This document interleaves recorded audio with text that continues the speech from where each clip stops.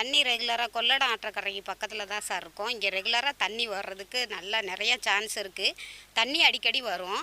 ஆனால் வந்து ஏற்கனவே உள்ளவங்க வந்து அதில் வந்து நம்ம முக்கியமான பிரமுகர்களுக்கு என்ன பண்ணுறாங்கன்னா, அதில் காசு இது பண்ணியோ என்ன செய்வாங்களோ தெரியல சார். நாங்கள் கஷ்டப்படுற ஃபேமிலியெல்லாம் தண்ணிக்கு ரொம்ப கஷ்டப்படுறோம்.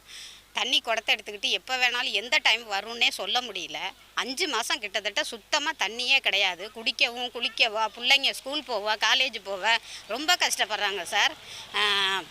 வரணுன்னா வரலாம் சார். தண்ணி இதுக்கு வந்து இது வரக்கூடாதுங்கிறதுக்காகவே ஸ்டெப் எடுத்து செய்கிறாங்க சார். நாங்கள் கஷ்டப்படுற ஃபேமிலி போய் கேட்டால் மாநகராட்சி ஆயிடுச்சுமா, இனிமேல் உங்களுக்கு வந்து அதை வந்து நாங்கள் ஸ்டெப் எடுக்க முடியாது, பஞ்சாயத்துலேருந்து எங்களுக்கு எந்த வேலையும் செய்ய முடியாதுன்னு சொல்கிறாங்க சார். ஆனால் தண்ணி வந்து கிட்டத்தட்ட 20 அடி 10 அடியிலே வர்றதுக்கு தண்ணி சான்ஸ் இருக்குது சார். காவேரி ஓரத்துலேயே இருக்கிறோம். ஆனால் இதுக்குள்ள இதே இல்லை. இங்கே 1000 பேர் கிட்டத்தட்ட குடியிருக்கிறாங்க. குடியிருக்கிறவங்களுக்கு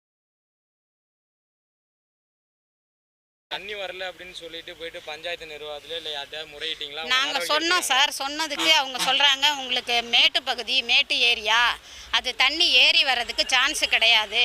ஒரே நேரத்தில் திறக்கிறதுனால அந்த தண்ணி வந்து எல்லாருமே புழங்குறதுனால நீங்கள் முன்னாடி இருக்கவங்களுக்கு வருது, உங்களுக்கு வர்றதில்ல. இப்போ கிட்டத்தட்ட மாநகராட்சி ஆகிறதுக்கு சான்ஸு நிறையா இருக்கிறதுனால இது மாநகராட்சி ஏரியாவாக ஆகிருச்சு. இதில் வந்து நாங்கள் பஞ்சாயத்து ஸ்டெப் எடுக்க முடியாதுன்னு சொல்கிறாங்க சார்.